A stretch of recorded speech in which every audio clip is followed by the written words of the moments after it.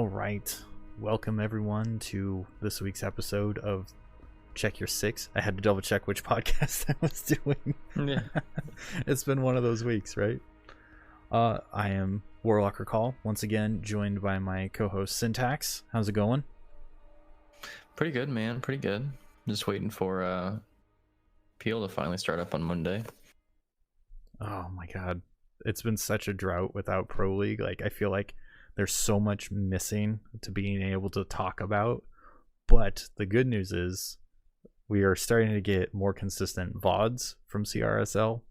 We are starting to get more consistent notes and scores on Battle 5 for CR6. And CEA is keeping their spreadsheets at least up to date, maybe not their website. So we can start pulling things from all of these different leagues and start having some really good conversations as we start being able to compare these teams across leagues and seeing how consistent they are and who they're really up against. Like, we get a real opportunity to see these collegiate teams face off against more opponents than ever. So that's really cool. And it's definitely going to give us some cool stories to talk about in the future. Yeah, absolutely. But there's no replacing Pro League. Like, absolutely not. Yeah. I know you got the data for CRSL and what was it? I can't keep with all these acronyms. So you got the data for CRSL, CES. Did you get data for CR6? Yes, I got CR6. We now know the 8 teams who are 4-0. I wanted to bring up the matchups going into week 5, but they're not available yet, so they'll come up on probably Sunday, is my guess. So we'll have to talk about that later next week and see what matchups came up and all that. But last week it was nice because we actually got to see what the matchups were going into this week, and there was a doozy of a match that I'm happy I got to call out as saying I was really pulling for this one. But yeah, so we got the matchups, or we got the results of week 4 for CR6. So we can now see who is 4-0. I've got a lot of data on the CRSL matchups for this last week and week 3. They're in week 4 currently. So week 3 can at least start telling who is pulling ahead and at least how well these matches are going. And then CEA, I was able to dig into some of their stat spreadsheets and got their calculations of who they see overall as the number 1 team, as well as I started pulling some of the data from their invite league just to see who's on that cusp of getting into the invite league next season, because there's only 16 teams, so it's a small sample, right? But their open league is like almost the same size as CRS or CR6, so it's a massive league all in itself. So there's just a lot of opportunity to see how these different teams really compare against each other, which is I'm kind of nerding out on the data side right now and just being able to go, okay, there's so many spreadsheets in my future, it's not even funny. I hate spreadsheets.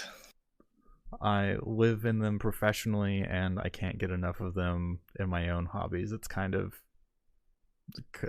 some might border on obsessive. So Well, I hate spreadsheets, but whenever I'm like that person who is OCD with formatting. So like whenever someone sends me like a spreadsheet of some sort, I don't look at the data first. All I'm thinking about is, man, they could have organized this a whole lot better. They could have done this, this, and this.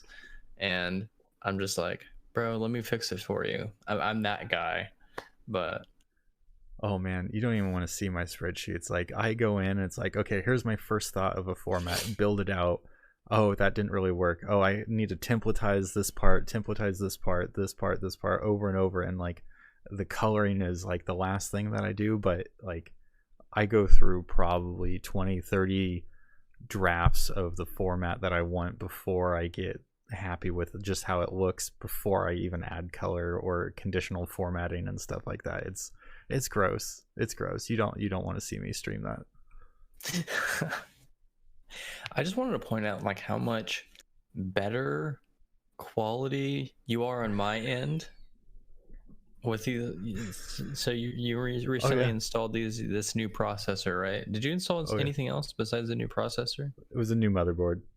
A new motherboard? Yeah, because you went from Intel to AM, an old or really old Intel processor to a new AMD Yeah, one. I was on a sixth generation i5, and I just went up to uh, an i9 9900K, so it's even unlocked a Oh, little you bit. didn't. Oh, I thought you went to AMD for some reason. You went with No, Intel. yeah, I stayed with Intel just because it's been good to me. Basically, it's been easy to maintain and just take care of it and understand You're using a a lot of the features. 9900K. Yeah. I didn't know. I didn't know you balled out like that on your Oh processor. yeah. I needed a little something.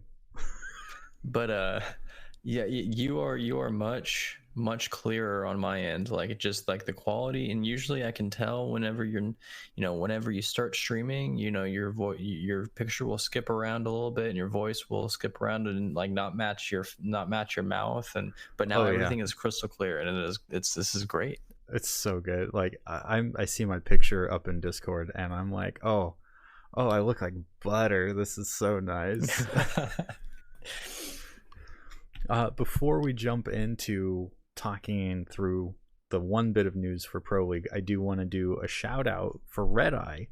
Now, I tweeted at him as part of a podcast community, being like, tag someone who needs to listen to your podcast. I'm like, okay, I'm going to take my shot. Red Eye, please listen, basically. And he tweeted back saying he'll give it a shot. He'll listen to our podcast. I mean, just taking his time is pretty cool. And asking it and getting such a quick reply and everything made my day. 100% made my day. That is awesome. I really hope you listen to this. I hope you're listening to our ugly voices rather than watching our ugly faces. So welcome if you do listen. So why don't you take us through the reciprocity news in Pro League? Okay, so Team Reciprocity, right? This is a huge surprise to me, to be honest, because I thought they were a pretty big organization.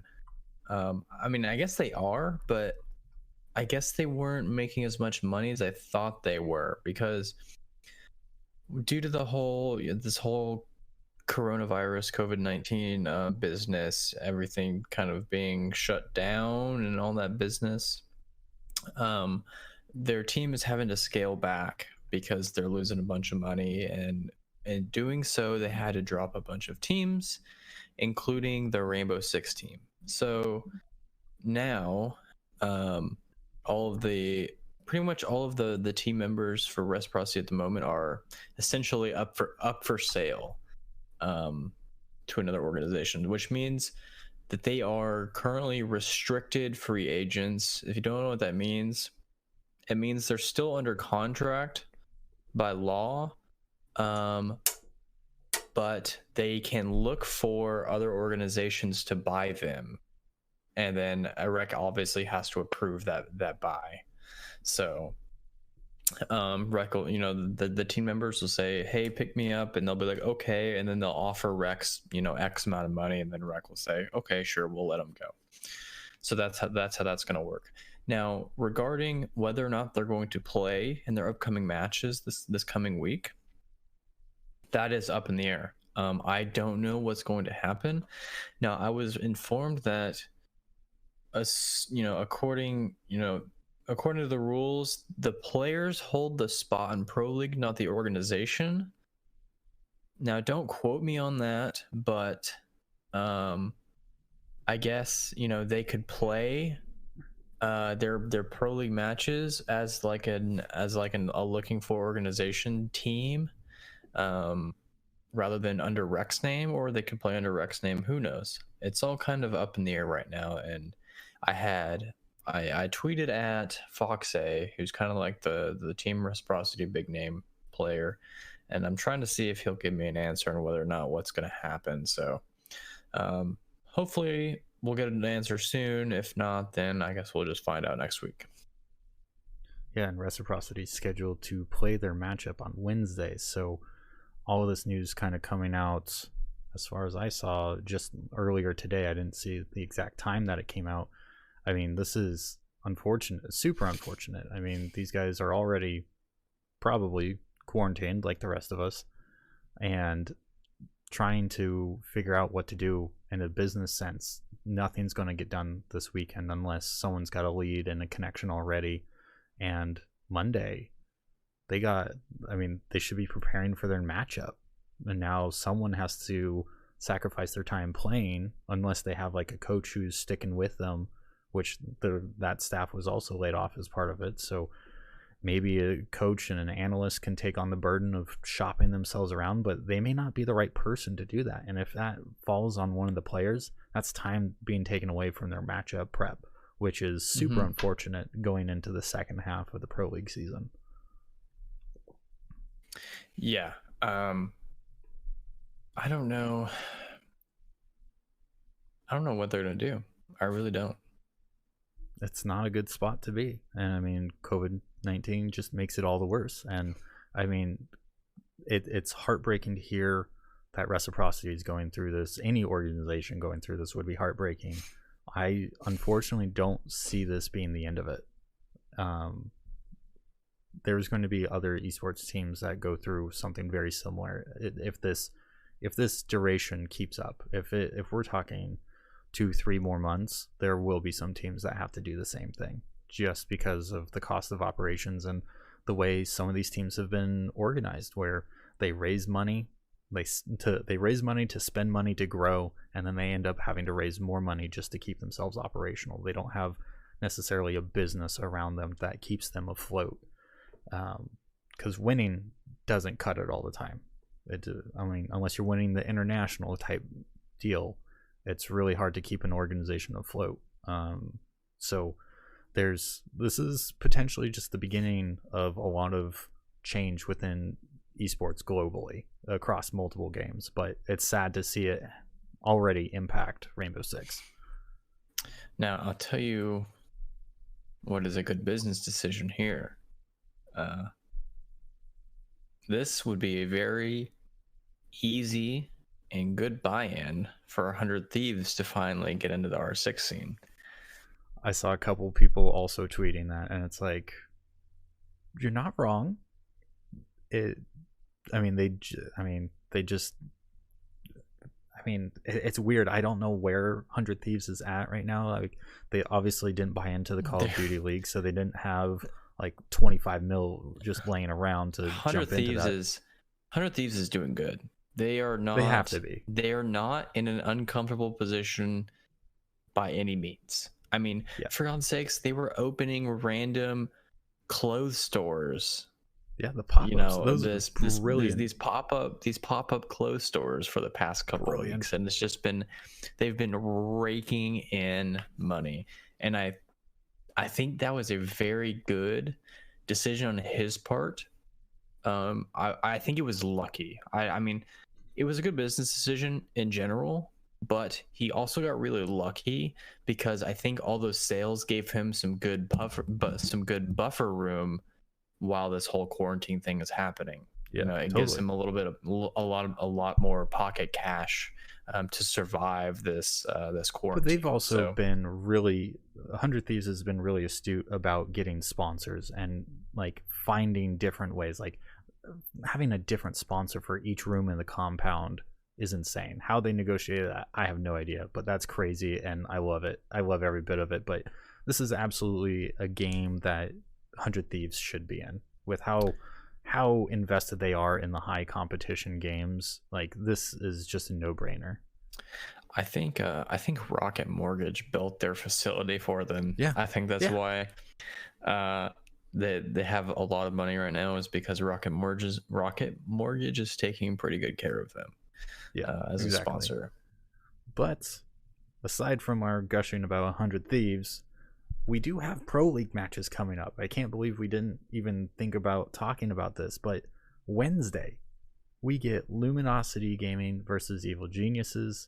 We get Dark Zero Esports versus Tempo Storm. We get maybe Reciprocity versus Space Station Gaming. We get E United versus Team Solo Mid. And then that following Monday, March 30th, we'll get. I guess we could talk about that next week, but I'm too excited about Pro League matches, so deal with it. Dark Zero Esports versus TSM, and Reciprocity again versus Evil Geniuses. So, I mean, LG versus EG should be a decent match. I'm hoping during this downtime, EG has figured out their sway and figured out how to stand up against some of the teams that are closer to their performance level. I forgot, did EG pick up a 5th after dropping Gotcha? I didn't see anyone else get picked up. Liquipedia okay. didn't have anything listed. God, that's bright. Yeah. Let's scoot my monitor back a little bit here. Let's do it. Evil Geniuses. Let's hit up roster. Oh, they picked up Spades. That's who it was. They dropped they dropped Gotcha and they picked up Spades. So okay. I think, and honestly, I don't know if we ever talked about that, but I think that was a really good pickup for EG. Spades is a good player, and he's been a Challenger League player for the past God knows how long. He played for Disrupt Gaming, and he was just an excellent player. And I think that was a very smart decision by EG. So hopefully he kind of turns the team around a little bit as much as he can in this next half of Pro League, so they're not at the bottom anymore. But so you said EG versus LG? Yeah, I mean, that could be a fairly good matchup. Yeah, I think it'll be a good matchup considering where EG could be versus where LG currently is. So now if Spades hasn't had enough time to gel with the team, if they're still sorting out any of their core strategies for maps or any of their maps that they should be good on, if they're still sorting that out, and if he hasn't really gelled and we see more of the EG that we saw at the end of the first half, then LG's not going to exactly walk all over them, but it'll be a decisive win. Yeah. And then after EG and LG, you said it was DZ and Tempo Storm. DZ and Tempo. Well, I'm not going to knock Tempo by any means, but I think we know how that match is going to go. Yeah. I say that, but there have been bigger upsets before. Sure. I mean, in no case can DZ underestimate their opponent. That's just a given going into any match, regardless of whatever teams we're talking about, whatever game we're talking about. You don't put in the prep, or you prioritize prepping for your next game after that more than the people who are right in front of you. It's not going to work in your favor, or it's going to be a bloody, ugly match to watch. So, well, yeah. You said that's starting on Wednesday. Did you get the Monday matches? So I scrolled too far. Actually, holy crap! Yeah. So Monday is actually DZ versus EG. That's going to be a slaughter. This is going to be a good match, not because I think it'll be close, but because it'll really put a gauge on where EG is going to be for this. It's going to set their pace for how they're going to play this next half of the season. Because playing a number 2 team currently right now, it's going to put them to the test, and it's really going to test whether or not this new 5th is up to the challenge or not. Then we have on the same day Team Reciprocity. Well, team could be Reciprocity versus TSM. If that happens, it'll be a good match, but currently I think it's just going to be a forfeit. That's my prediction. I think these are just going to be forfeit matches. I don't know if they're actually going to play out the rest of the season. It doesn't seem likely, while it is definitely possible, it doesn't seem very plausible. So LG versus Tempo. So those are the 2 bottom teams, I think, playing each other. That is honestly going to be a coin toss. I really could not tell you how that's going to go. Both teams are about the same skill level. Especially LG might actually be a little bit lackluster now that Slash has gone. Poor Slash. This guy, he was on Rogue. Rogue disbanded, and then LG picked him up. And I'm not knocking LG, but it was kind of a bottom of the barrel pick for a veteran player like Slash. I mean, it was a good way to get back into Pro League, but I don't think he was very happy there. But he did pull their team out of the gutter a little bit. He really popped off for the first half of the season, but then he left for Team Reciprocity. Like very recently too, like extremely recently, like 3 weeks ago, I think. And now Team Reciprocity is putting him up for sale because they can't afford to keep their team. So poor guy. All right, I feel bad for him. It was March 1st. Yeah, like I said, like 3 weeks ago. So Yikes. Yeah. Yeah, and then Vertical, they just picked up Vertical as well. He's getting dropped. All the guys from prior Rogue are kind of getting thrown around right now. Poor guys. But anyways, and the last match on Monday is going to be E United versus Space Station. Now, E United, for those who don't know, who are tuning in and didn't listen to our first half of the season, E United is a new team, a new Pro League team. They were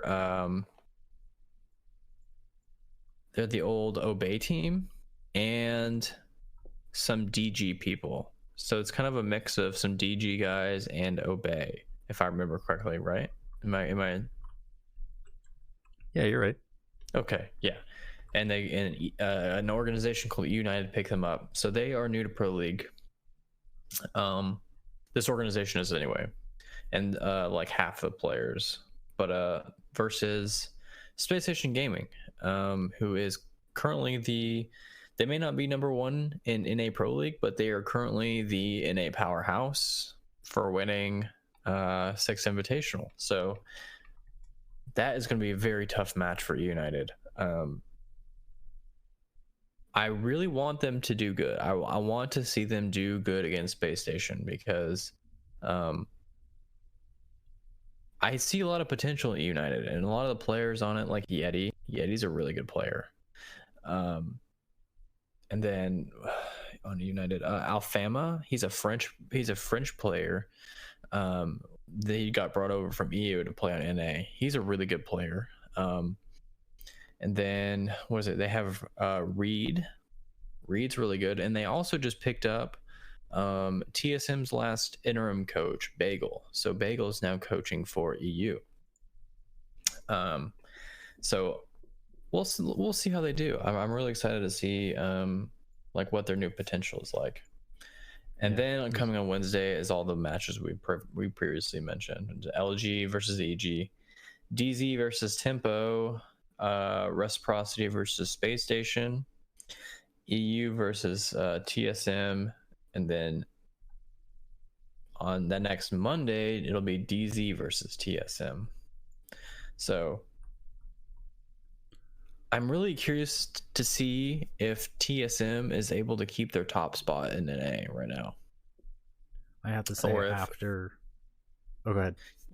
No, TSM I think is going to get some free points on Monday if Reciprocity forfeits by default. So, and then DZ I think is going to get some free points against Tempo on Wednesday.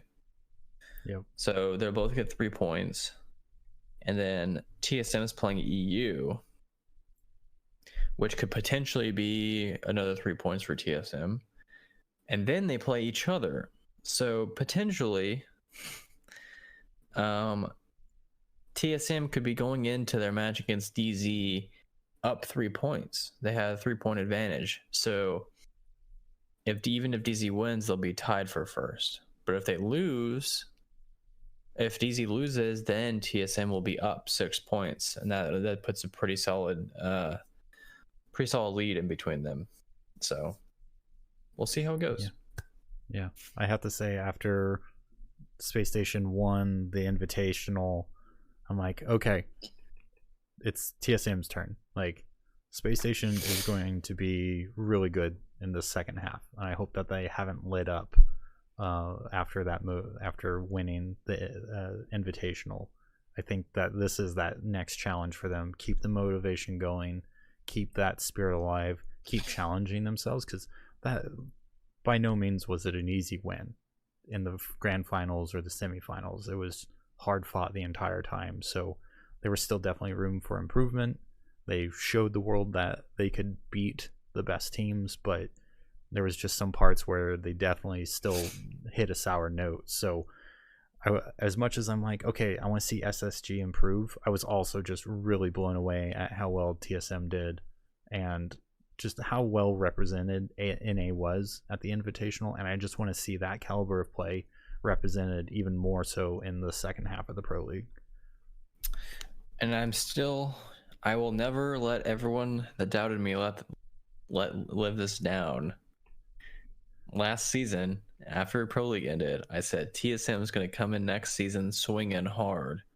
Everyone was like, no, TSM, they had a good end of the season, but they're nothing special. I don't think they're going to go, much of anywhere. I said, you're wrong.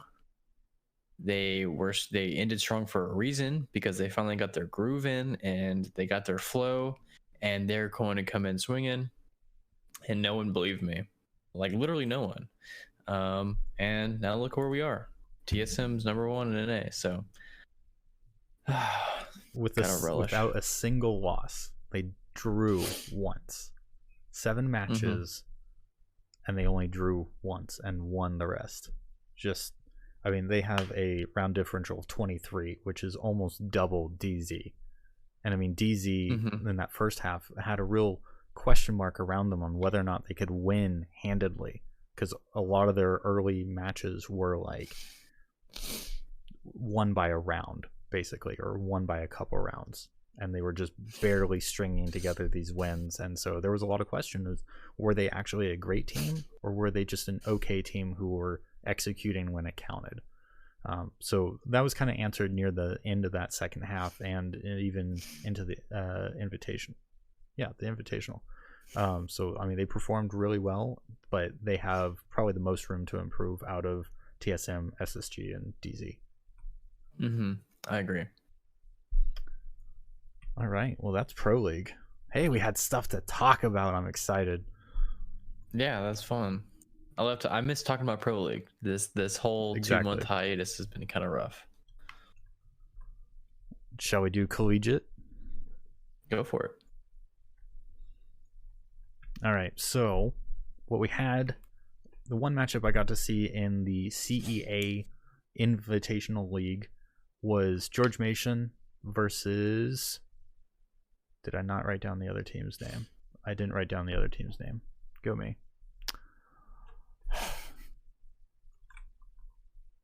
You had one job, Joe. I had one job. Well, I will say George Mason just dominated on Coastline. They took it 7-2 with one of their players, Turtle, ending the map with an ace. So if there's a way that you can put a stamp on a map and just say, and make losing map 1 feel even worse, it's ending it with an ace to go into your second map in a best of 3 when it was your opponent's map as well. So, yikes. And it was a closer matchup on map 2. George Mason still went on to win 7-5. 3 of their members were popping off with 12 or more frags, which was just a devastating thing to do. And for CEA, a clean win gets you 3 points. So 2 wins gets you 3 points. And I actually pulled up how they do their scoring, because I wanted to talk through that this time, because I know that's been a question the last couple of weeks. So the way it works is they do 2 maps. It's not even a best of 3. They do 2 maps. If you win both maps, it's 3 points. If you win one map and you draw one map, it's 2 points. 2 map draws is 1 point. 1 win and 1 loss is 1 point. A draw and a loss is 0 points, and 2 map losses are 0 points. So there's 2 opportunities to score 2 points, 1 opportunity for 2, and 1 opportunity for 3 points. So I kind of like how that plays out, especially if you're not going to play a full best of 3. Yeah. So that was that question, but that answers that question. So I just wanted to point that out and talk about that matchup. George Mason really did a fine job on that map. They executed their entries really well. They executed the objective play, and they managed their time really, really well. So it's a team I want to cross-check and see if they are in CR6 or even in if they're in one of the qualifiers for CRSL, and just see how they did. Because this is one of the invitational teams, like I mentioned, for CEA. So there's only 16 of these teams, and it was interesting to see a team go so well when I hadn't actually been able to see them play before.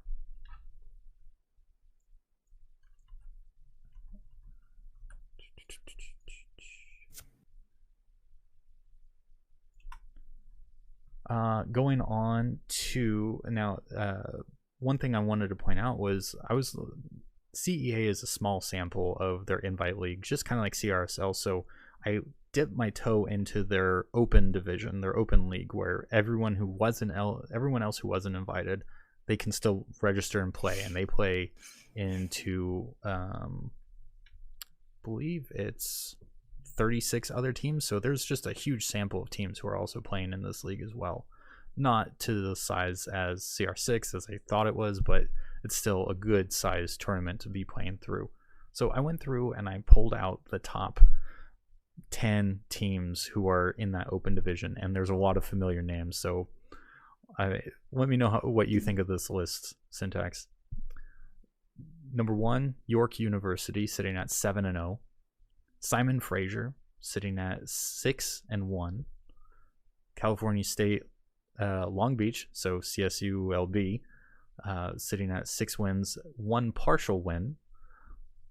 And then 1 partial win? Yeah, so that means they won 1 map and drew the second, or they either won 1 map and lost the second map, or they won 1 map and drew. If it's a best of 3, you'd think there wouldn't be any draws. Well, it's not a best of 3. They only play 2 maps. And you can draw on either map? Yep. You can draw on both. That doesn't seem right to me. I don't. It's weird. It's certainly a weird scoring mechanic, and I don't know how much I like it, but I do like that it does give credit to the draws, but it also puts more of an emphasis on winning. Yeah, I guess so, but that is an odd way to do things.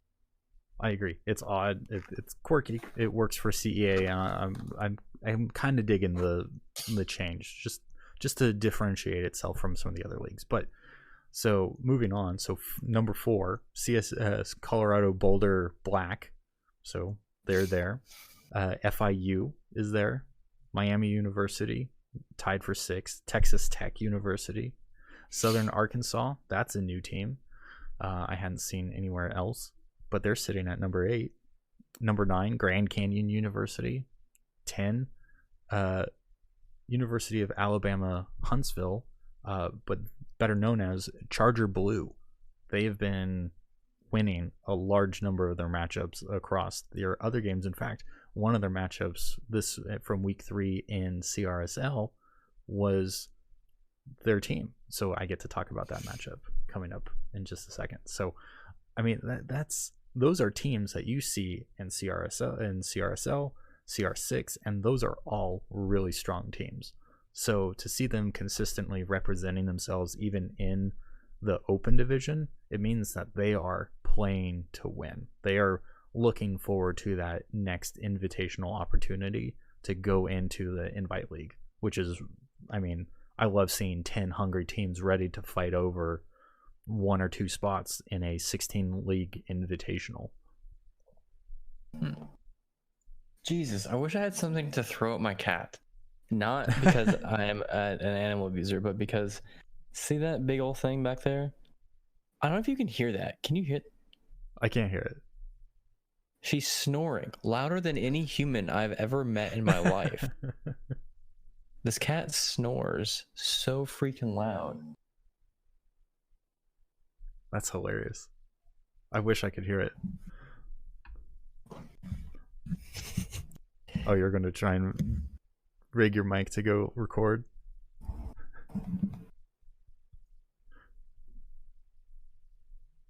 No, don't do it. You don't hear it? Oh well, that's okay. It's loud. I'll tell you why. You'll just have to record with your phone and send a sample. Well,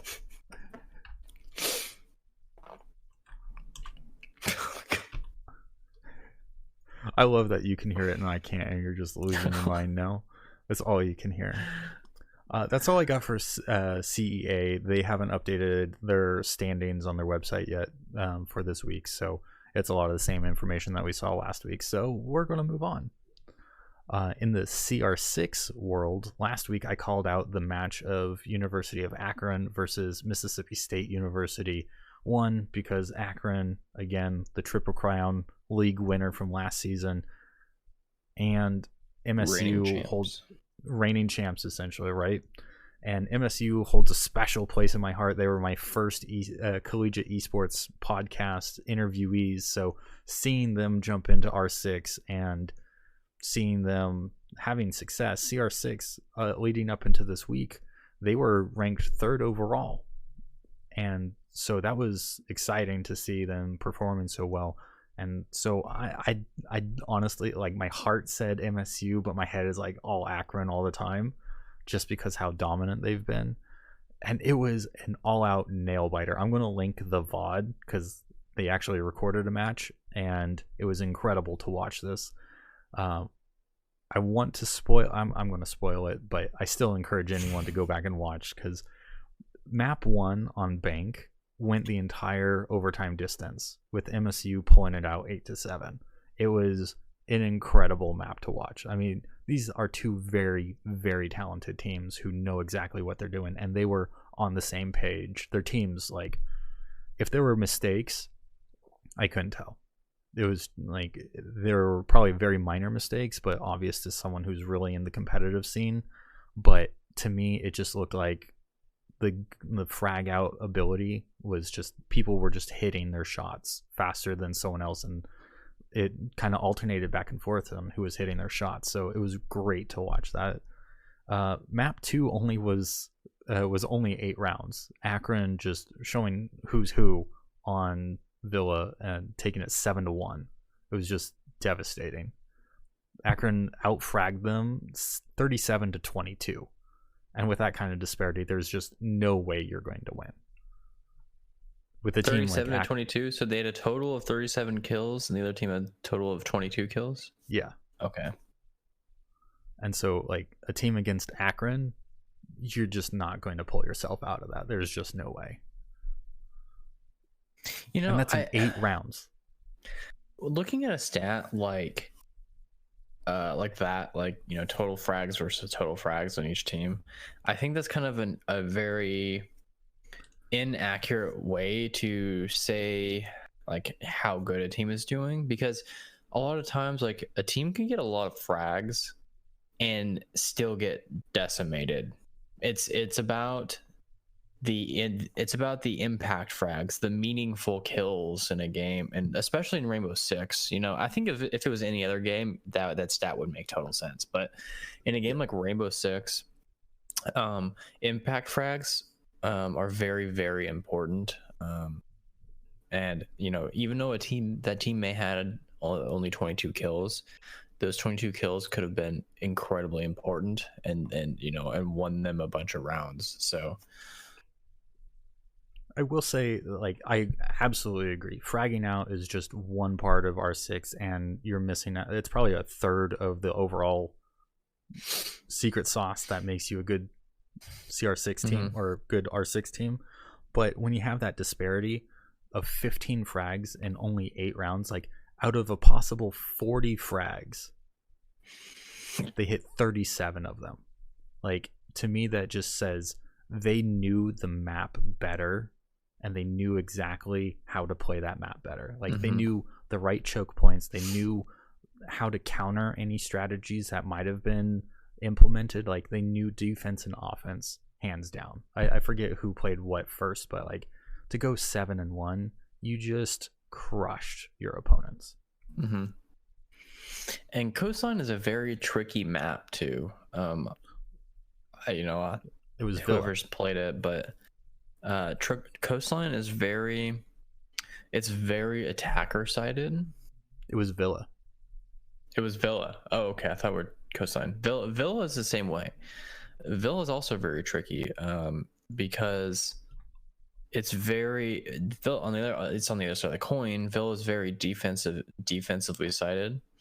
A lot of people may not think so, but it is very defensively sided if you know how to play it right. And especially 37 out of 40 frags, on were they attacking first, or is that something you didn't know? I didn't remember. Like, if they were attacking, that's super impressive, because like I said, with it being a defensive map, pretty much getting all those frags on attack is incredible. Either they knew they had a plan and they knew how to attack each objective, or the other team did not have a very good defensive strategy. They were defending. They were defending first? Yeah. Okay. And that makes even more sense. With it being a defensive sided map and a good team, having good defensive strategies, you're gonna win every single round on defense. Going into a split, because it's 6 rounds, then you change sides, and then it's another 6 rounds. Yeah, and it was a 6-0 half. Yeah, if you're starting on attack if you're starting on defense and you go into the attack on a split at anything less than 3 rounds, you're done for. So going into a split at, I would assume, was 6-0 onto attack was very, very good for them. It gave them a lot of buffer room and a lot of room to play around, and they played around and they won. Yep. Map 3 was more of what Map 1 was like. It was back and forth. They were tied 5-5 near the end. So, but it was in the end, Akron pulled together 2 rounds back to back, and so they took it 7-5, and it proves that they remain at least a top tier team in CR6, probably number 1 at this point. Outside of finagly little details about opponent win rates and overall win rates and all that stuff, but with just how well they're playing, they're easily top 3 still within CR6 and right now. But hot on their heels, Texas Tech, CU Boulder Black, Wisconsin Esports Red, University of British Columbia, and Boston College. All of them are also 4-0. So, and CU Boulder Black, Texas Tech, we've talked about those teams week after week just being like, these are talented teams, and proven it once again. So whatever happens next week, we get 4 matches of 4-4 teams. So there's going to be some big ones for sure. And on the top team that you said was New York University.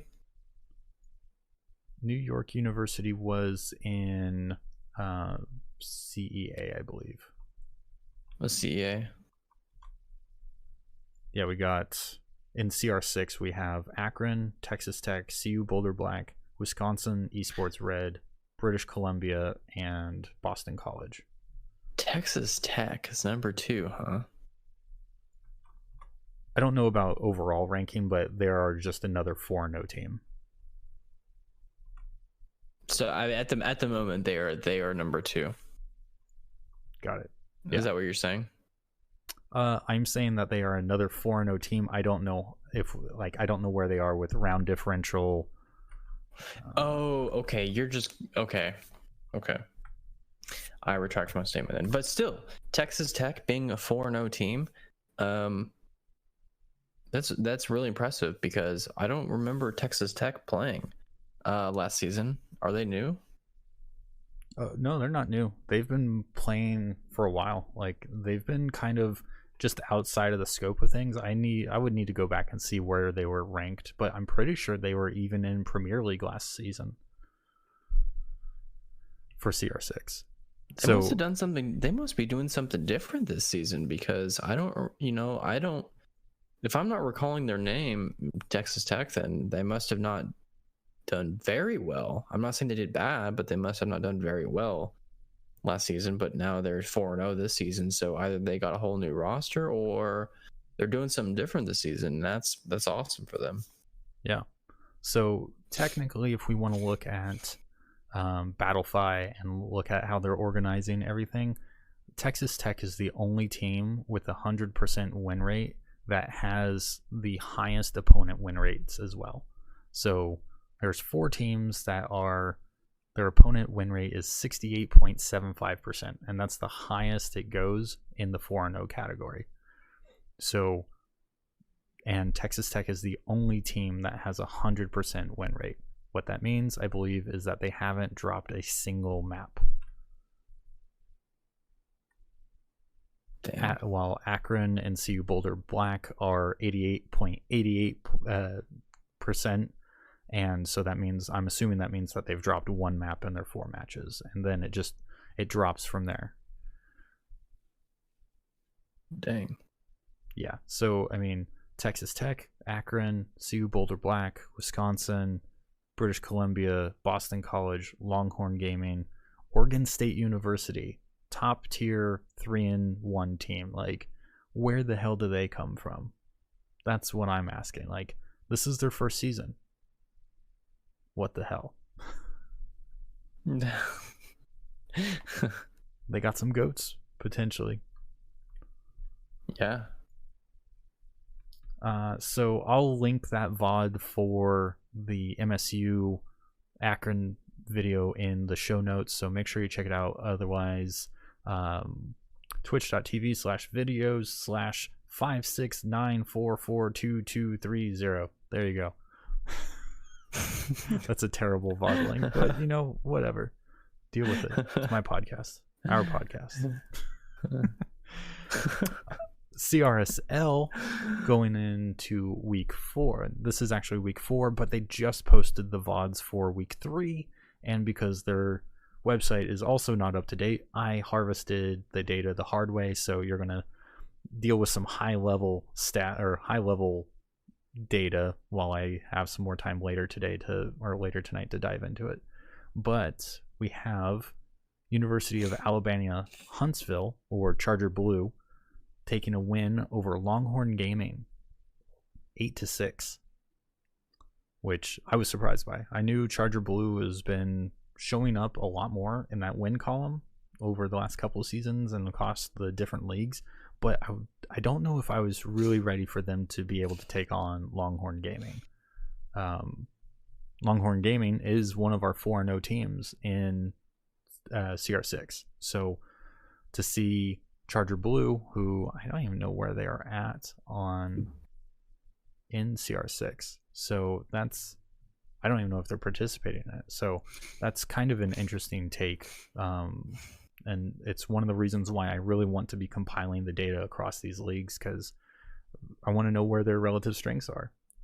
The next matchup, LSU won 7-1 over Northern Arizona University Blue. They won on Villa, so it's probably another one of those started on defense, rode it out. Texas Tech won 7-4 over UCI, so University of California Irvine, on Bank. FIU dominated Elon. That's another university I'm not really familiar with, but they qualified for CRSL through one of the trials, so kudos to them. But they just got written off 7-1. University of Illinois at Chicago, which has one of the most bizarre acronyms that we've talked about a couple times now. They won handedly over the B team from University of Texas San Antonio, 7-2 on Cafe. And Akron versus Wisconsin Red. Now, Wisconsin Red is 4th overall in CR6, 4-0, just up there with Akron. Akron bodied them 7-2. It wasn't even fun to look at some of that play. Like, it was disgusting, and it's scary how good Akron is. Yeah, Akron is a force to be reckoned with. I don't know if it's just like a skill gap between them and the other teams in the league, or if they just are that good. They have to be that good. I mean, they're participating in Challenger League matchups. They're probably, they're scrimming other Challenger Leagues. They are putting in the time, and then they just have some of that talent. I think that's how it's going to go. And whether or not they can pull out another Triple Crown, I think that's highly debatable. 1, it's hard enough to do. 2, it's hard to do against so many talented teams. Like, the top 10 in the open division of CEA would give Akron a run for their money, I think. I don't remember. Was it the same team playing all 3 leagues? Yes, it was. Or it was the same team, all 3 leagues. Same roster. Just absolutely disgusting play. Like, if we don't see that roster somehow make it into far into Challenger League and just see them sustain themselves and just say, we're going to take a semester off from college and just focus on this. I mean, hey, they basically have it right now, so why not dive even harder? We might even see Akron get even better right now, which is just a scary thought to think. And it would be really cool. Really cool. I mean, we talked about this months and months ago when I was talking about the talent of players in CR6, just CR6 alone. But the collegiate players, if Akron can keep this cohesively together, they will turn heads. They will turn heads if they can perform at the same level in the Challenger League matchups. So I might even have to follow them into Challenger League and just see what they're doing. I mean, on your question of if they're going to get better or not, I wouldn't, is if they are as good as we think they are, it means that they're hungry enough to improve, that they want to go far. And so I would not be surprised in the slightest if they show up even better. So that's my answer to that question. Yeah, no, I mean, I think in this downtime that we all kind of have where our schedules are thrown off, but where students, they're not able to go get like that part-time job, they're not able to do a whole lot else, while everyone's trying to be safe and healthy and everything. But if they can grind together, even if they're at home or stuck in their dorms, whatever their situation is at Akron, like if they can keep this momentum going and train through it, they have an opportunity to really push themselves to another level, even though they are clearly at the top right now in the collegiate leagues. That's all I've got. Like there's so many matchups to play, so many games to look at, so many VODs to review. I'm looking forward to it this weekend. I'm probably going to sit on my couch a lot more than I'm used to watching some of these CRSL VODs, and I'm really just looking forward to seeing the talent of these teams and start stringing together where these teams, where the cracks in the armor might be, or where there's just a big question mark about how this team is this good. And there's a number of teams that we can go down that rate. Like I'm really curious about OSU. I'm really curious about Boston University or Boston College. it says Boston University and CR6, but it's Boston College and another league. So they might even be different for all I know. But yeah, I mean, there's so many good teams, and these leagues are really showing up and organizing themselves in a way that brings out this high level of competition.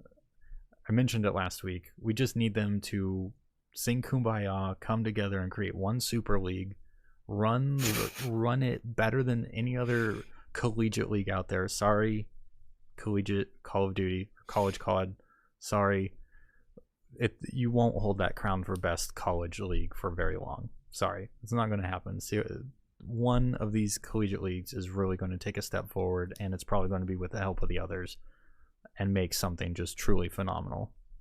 I didn't even realize there was a college COD. I didn't even know that was a thing until just props to those guys. Like, they work their asses off and they produce some quality stuff. Like, they actually ended up running the production for the, I forget the name of it. It's like the Challenger League equivalent for Call of Duty League. They ran they ran the Atlanta phase homestand for that league. They ran that. They produced it themselves. Huge kudos to them for doing that. Oh wow, absolutely amazing job. And that's pretty cool. One of their original guys is now an observer for the Call of Duty League. Like, they know their shit. They know their COD. It's super impressive, and I hope that there's talent like that hiding in the collegiate Rainbow Six world, because these teams have so much talent that they deserve to be highlighted. That there needs to be more streams, more analysts available. I mean, if there's ever a league or ever a game to jump in for competition and build out your team around it, outside of League of Legends, I think this might be the next best game in college. A lot of people will say Overwatch, but for me, I've just never been on the Overwatch bandwagon. Never really felt it. Never felt a strong vibe for it. This game in the college space really feels good to me. Yeah, I agree. Well, as we're coming up to that hour, why don't we wrap things up? You got anything you want to share, say, or otherwise sign off on it with? No, I don't think so. I'll have a lot more next week when the Pro League matches start up. Totally.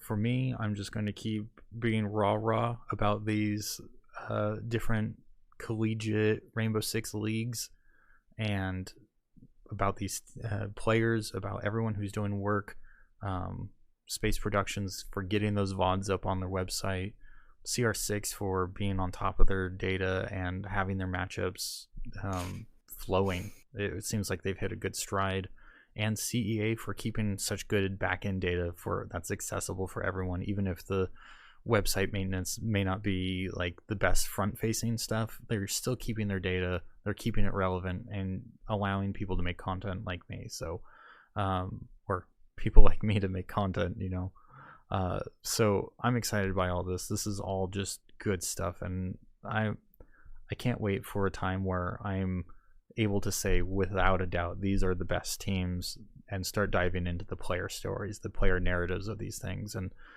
we've had a couple of guests out before, so we might just have to rake in a couple of these top tier teams to come in and talk a little bit more about their season experience across one league or all three. So with that in mind, if you want to follow along with how I'm tracking all this stuff or who I'm networking with, by all means follow me on Twitter at WarwalkerCall, and that's pretty much the same for any other social media at WarwalkerCall. And I'm hoping now that this new power of my rig, there will be some more actual game streaming going on as well. So feel free to join me, and with that, we'll see you all next week. Later.